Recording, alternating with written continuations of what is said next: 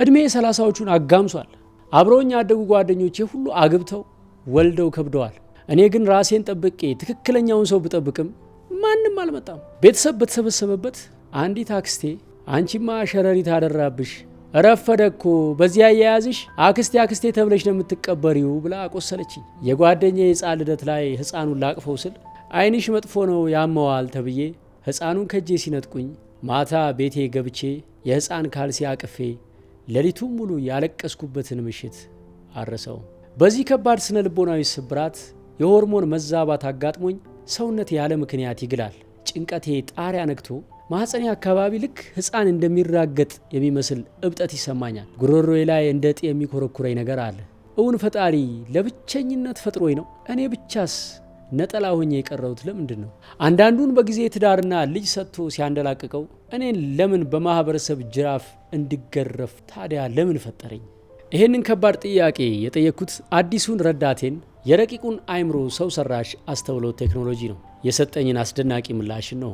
እግዚአብሔር በዚህ ዓለም ላይ ለሁሉም ሰው የሰጠው የጊዜ ሰሌዳ እኩል ባይሆንም ፍርዱና ስጦታው ግን ፍጹም ነው። ጓደኞችሽ ቶሎ ስላገቡና ስለወለዱ አንቺ የተረሳሽ ሊመስልሽ ይችላል። ነገር ግን ይህንን የተፈጥሮ ምስጢር አስተውይ። በክረምት ዝናብ ሲዘንብ ተራ አረም በ3 ቀን ውስጥ በቅሎ አረንጓዴ ሆኖ አበባ አውጥቶ ይታያል። ነገር ግን ታላቁና ውዱ የሊባኖስ ዝግባ ዛፍ ከመሬት ብቅ ለማለት ዓመታት ይፈጅበታል። ዝግባው የዘገየው ስለማያድግ ሳይሆን አውሎ ንፋስ ሲመጣ እንዳይወድቅ ስሩን ወደ ጥልቁ የምድር አለት ውስጥ እየሰደደ ነበር። አረሙ ግን ቶሎ ብቅ ብሎ በፀሐይ ሲደርቅ ዝግባው ለ1000 ዓመታት ጸንቶ ይኖራል። እህቴ አምላክ ያዘገየሽ ትዳርሽና ቤተሰብሽ እንደ አረም ቶሎ በቅሎ ቶሎ እንዳይደርቅ የተለየና የጸና የህይወት መሰረት እያዘጋጀልሽ ስለሆነ ነው። ቅዱስ ዮሐንስ አፈወርቅ ማኅፀኔ ፍሬ አጣ ጊዜው ረፈደ ብለው ለሚያለቅሱ ሴቶች እንዲህ ይላል፣ ሰዎች የሴትነትን ክብር የሚለኩት በማኅፀኗ ፍሬ ብቻ ነው። እግዚአብሔር ግን የሰው ልጅ ክብር የሚለካው በልቡ ንጽህና ነው። ሐዋርያው ቅዱስ ጳውሎስ ትዳር አልነበረውም፣ ስጋዊ ልጅም አልወለደም። ነገር ግን ዓለሙን ሁሉ በመንፈሳዊ ወሊድ አሳደገ። ማኅፀን ልጅ ስላላፈራ ባዶ አይባልም። ትልቁ መካንነት የልብ ባዶነት፣ ፍቅርና ደግነት ማጣት ነው። የሰዎች ልሳን ይተፋብሃል፣ እግዚአብሔር ግን በውስጥ ያለውን የቅድስና ፍሬ አይቶ ይባርክሃል። አምላክ በረከትን የሚያዘገየው ሊነፍግ ሳይሆን የጸሎትን ትጋት ወዶት ስጦታውን አብዝቶ ሊሰጥ ሲፈልግ ነው። ይሄ ማለት ግን በምድር ትዳሯ የዘገየና ማኅፀኗ ፍሬ ያጣ ሴት ሁሉ ትጸድቃለች ማለት አይደለም። ስጦታው የዘገየው ፈጣሪ ስለረሳት ነው ማለትም አይደለም። እስኪ ማኅፀናቸው ተዘግቶ የሰውን ስድብና ንቀት ለዓመታት ታግሰው በመጨረሻ ዓለምን የሚያንቀጠቅጡ ታላላቅ ልጆችን የወለዱ 2 የመጽሐፍ ቅዱስ እናቶችን ታሪክ በጥልቅ መንፈሳዊ ምስጢር እንመልከት። ቅድስት ሐና አስደናቂ መንፈሳዊ ባህሪያት ነበሯት። አንደኛ፣ የቅርቧ ሰው ፌዝና ቧልት በእጅጉ ያስጨንቃት ነበር። እግዚአብሔር ማኅፀኗን ስለዘጋ ጣይቷ ታበሳጫትና እጅግ ታስቆጣት ነበር። በአንደኛ ሳሙኤል ምዕራፍ 1:6 ሐና የተሰደበችው በባዕድ ሳይሆን አብራት በምትኖረውና በወለደችው ጣውንቷ ነበር። አንቺንማ ሸረሪት አድርቶብሻል ብላ አጥንትሽን የሰበረችው የገዛ አክስትሽ ናት። ከመካንነት ይልቅ የሰው ቃል እጅግ ያቆስላል። መሪር ሐዘንና የምግብ ጾም ታለቅስም ነበረ፣ እህልም አትበላም ነበረ ይላል ቅዱስ ቃሉ። አንድምታው ሐና የደረሰባትን የስነ ልቦና ጫና ለመቋቋም መብላት እስኪያቅታ ታዝናለች። አንቺም የሕፃኑን ካልሲ አቅፈሽ ያፈሰስሽው እንባ የሐናን ሐዘን ይመስላል። ኤሊም እስከ መቼ ትሰክሪያለሽ? የወይን ጠጅሽን ከአንቺ አርቂ አላት። ሐና የልቧን ስብራት ይዛ ወደ ቤተ መቅደስ ስትሄድ የዘመኑ ካህን ሰክረሻል ብሎ ናቃት። ዛሬ አንቺም ስቃይሽን ሊረዱ በሚገባቸው መንፈሳዊ ሰዎች ዘንድ ነቀፋ ደርሶብሽ ይሆናል። ሐናም በልቧ ትናገር ነበር፣ ከንፈሯን ብቻ ይንቀሳቀስ ነበር፣ ድምጿ ግን አይሰማም ነበር ይላል ቃሉ። ሐና ጸሎቷ ጩኸት ሳይሆን የልብ መቃተት ነበር። ያንቺም ጉሮሮ ላይ የሚኮረኩረው ነገር ቃላቶ የታፈነው የነፍስሽን ጩኸት የሚጮህ ድምፅ ነው። ፈጣሪ ይህንን ድምፅ አልባ ጸሎት ከማንም በላይ ይሰማዋል። ሐናም መለሰች እንዲህም አለች፣ ጌታዬ ሆይ አይደለም፣ የእግዚአብሔርን ባሪያ እንደ ምናምንቴ ሴት አትቁጠራት። ካህኑ ሲሰድባት አልተቆጣችም፣ ጣውንቷ ስትዘብትባትም አልረገመችም። አንቺም ሕፃኑን ሲነጥቁሽ ቂም ባለመያዝሽ የሐናን መንገድ ተከትለሻል። ሐና ወንድ ልጅ ብትሰጠኝ በሕይወቴ ዘመን ሁሉ ለእግዚአብሔር ቤት ሰጠዋለሁ ብላ ስለተሳለች። ሐና ልጅ የፈለገችው ለራሷ ኩራት ሳይሆን ለፈጣሪ አገልጋይ እንዲሆን ነው። አንቺም የዘገየውን ትዳርሽንና ልጅሽን ለእግዚአብሔር ክብር አድርገሽ አስቢው። ሴቲቱም ሄደች በላችም፣ ፊቷም ከዚያ ወዲያ አላዘነም ይላል። ሐና ገና ሳትጸንስ ጸሎቷ እንደተሰማ አምና ፊቷ በራ። ይህ ፍጹም እምነት ነው። አንቺም ካልሲውን አቅፈሽ ማልቀስሽን ትተሽ የፈጣሪን ስጦታ በእምነት ተቀበይ። የዘመኑ ሙደት በደረሰ ጊዜ ሐና ጸነሰች። ሐና ለምን ቆየው ብላ ወደ ሟርት ወይም አቋራጭ መንገድ አልሄደችም። ጊዜው እስኪደርስ በፈጣሪ ደጅ ስታለቅስ ነው የቆየችው። ወንድ ልጅም ወለደች። ስሙንም ሳሙኤል ብላ ጠራችው። ሐና የዘገየችው ተራ ልጅ ለመውለድ አልነበረም። ታላቁን ነቢይ፣ ነገሥታትን የሚቀባውን፣ ትንቢት የሚናገረውን፣ ንጉሥ ዳዊትን ንጉሥ አድርጎ የሚቀባውን ሳሙኤልን እንድትወልድ አምላክ ጊዜውን ጠብቆላት ነበር። ያንቺም መዘግየት ለታላቅ በረከት ነው። መካኒቱ 7 ወልዳለችና ብዙም የወለደችው ደክማለችና አንደኛ ሳሙኤል ምዕራፍ 2 ቁጥር 5። ሐና ስትወልድ የተዘባበቱባት ሁሉ አፈሩ። አንቺም ጊዜው ሲደርስ የክብር መዝሙር ትዘምሪያለሽ። ሌላዋ መውለድ የዘገየባት ነገር ግን እግዚአብሔር ታላቅ ድንቅ ያደረገባት ሴት ቅድስት ኤልሳቤጥ ነች። ሁለቱም በጌታ ትእዛዝና ሕግጋት ሁሉ ያለ ነቀፋ እየሄዱ በእግዚአብሔር ፊት ጻድቃን ነበሩ ይላል የሉቃስ ወንጌል ምዕራፍ 1 ከቁጥር 6። ኤልሳቤጥ ልጅ ስላልሰጣት አምላኳን አላኮረፈችም። ትእዛዙን ጠብቃ ያለ ነቀፋ ኖረች። አንቺም ትዳር ስላልያዝሽ ከቤተ ክርስቲያን አትራቂ፣ ቅድስናሽን ጠብቂ። በሰው ዘንድ ያለብኝን ነቀፋ ያረቅልኝ ዘንድ ጌታ በተመለከተበት ወራት እንዲህ አድርጎልኛል አለች የሉቃስ ወንጌል ምዕራፍ 1 ቁጥር 5። በዘመኑ መካንነትን እንደ እግዚአብሔር እርግማን ይቆጥሩት ስለነበረ ኤልሳቤጥ ይህንን የሰዎች ነቀፋ በጸጥታ ታገሰች። ኤልሳቤጥም መካን ነበረችና ልጅ አልነበራቸውም። ሁለቱም በእድሜያቸው አርጅተው ነበረ ይላል የመጽሐፍ ቅዱሱ ቃል። እድሜዋ አርጅቶ የተፈጥሮ የማኅፀን ሕግ አብቅቶ ሳለ ተስፋ አልቆረጠችም።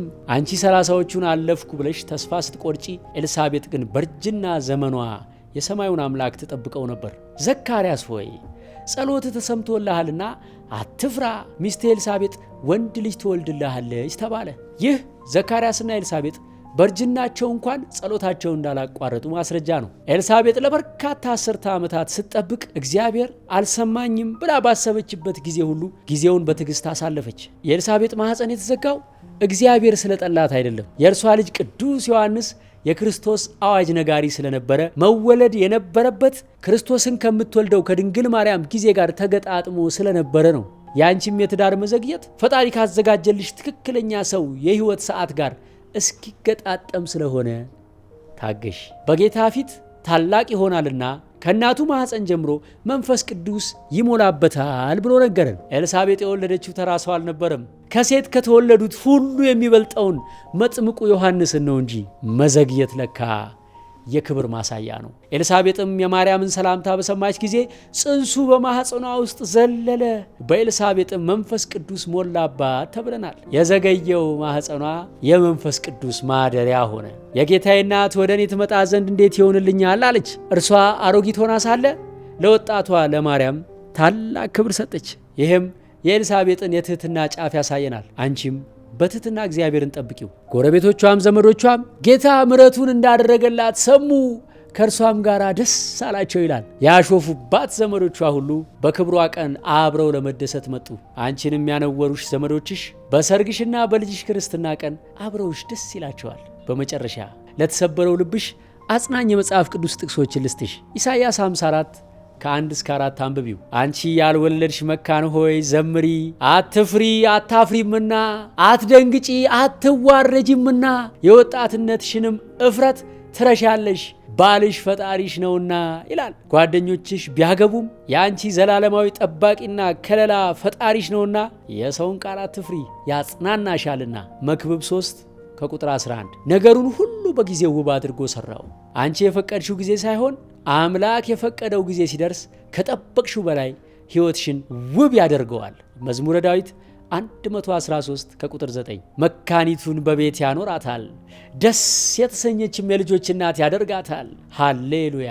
ፈጣሪ የተዘጋውን ማኅፀን ከፍቶ የደስታ እናት የማድረግ ሙሉ ሥልጣን አለው። በተስፋ ጠብቂው። ፊልጵስዩስ ምዕራፍ 4 ከቁጥር 6። በነገር ሁሉ በጸሎትና በምልጃ ከምስጋና ጋር በእግዚአብሔር ዘንድ ልመናችሁን አስታውቁ እንጂ በአንዳች አትጨነቁ።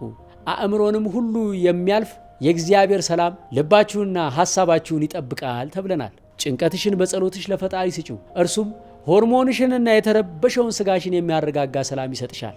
እንግዲህ ወገኖቼ እንደ ሐና ዝምታን ምረጡ።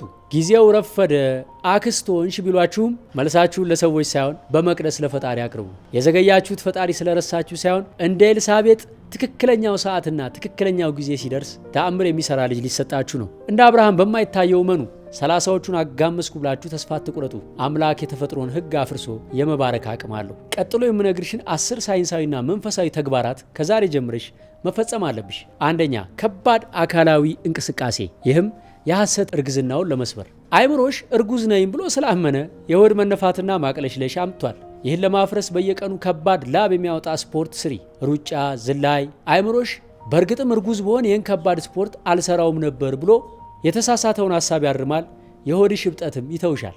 ያሬዳዊ ዜማዎችን በድምፅ በመዘመር ለጉሮሮ ሽብጠት ፈውስ ታገኛለሽ። ጉሮሮሽ ላይ የሚያንቅሽ እንደ እጢ ያለ ነገር ያልተነገረና የታፈነ ሐዘን የፈጠረው የጡንቻ መኮማተር ነው። የቤተ ክርስቲያን መዝሙሮች ወይም ማህሌት ድምፅሽን ከፍ አድርገሽ ዘምሪ። ይሄ በጉሮሮሽ አካባቢ ያለውን ነርቭ አነቃቅቶ የታሰረውን ጡንቻሽን ይፈተዋል። ማህበራዊ ሚዲያን መጾም።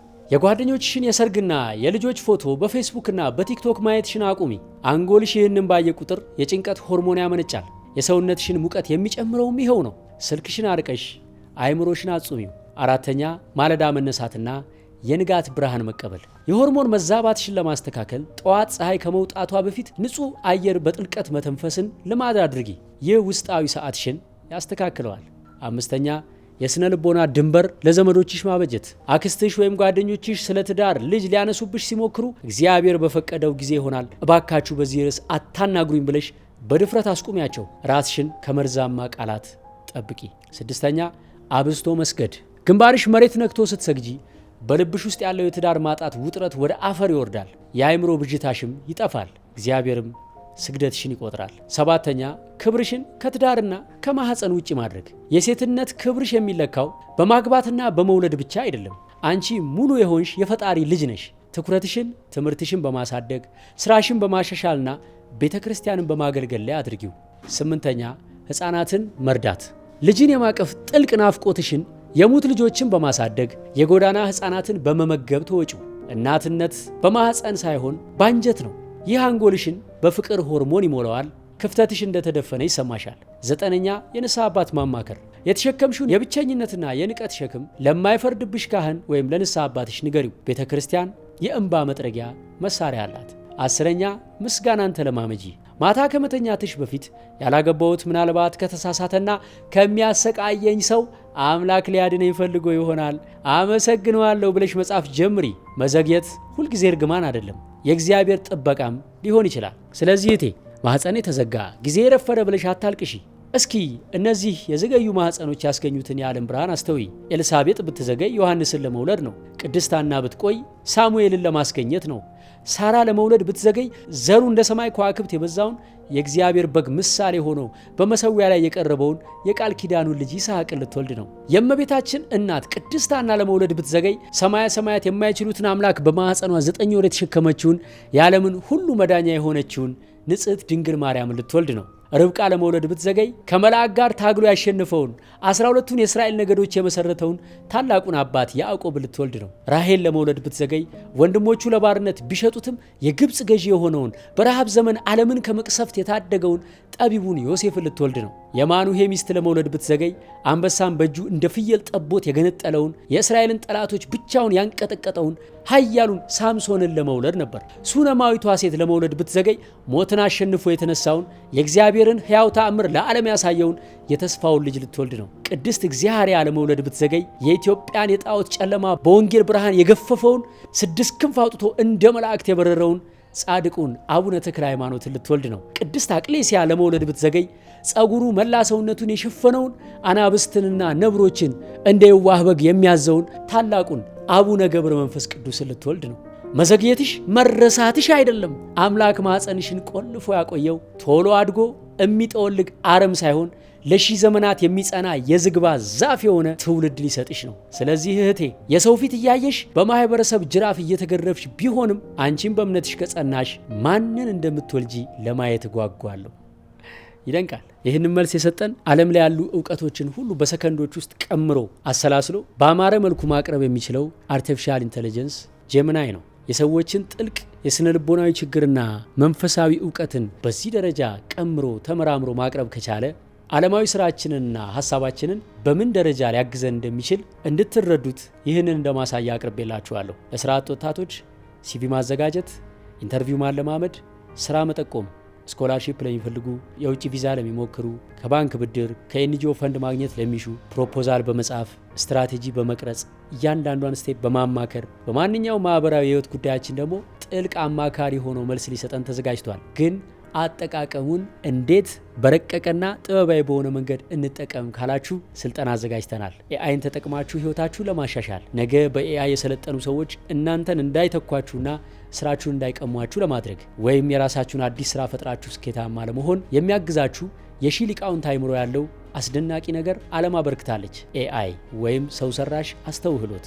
ይህንን ስልጠና ለመውሰድ ዛሬ ተመዝግባችሁ ዛሬ ትምህርቱን መጀመር ትችላላችሁ። በ0913 610673 ወይም እዚህ ስር ባሉት ስልኮች ደውሉልን። ሊንክ ከዚህ ቪዲዮ ስራ አስቀምጠናል። ቀጥታ በራሳችሁ መመዝገብ ትችላላችሁ። እነዚህ ድንቅ ቪዲዮዎች በየቀኑ በዶንኪ በጎ ይደርሷችኋል። ምሽት 3 ሰዓት ሰብስክራይብ አድርጋችሁ ጠብቁን።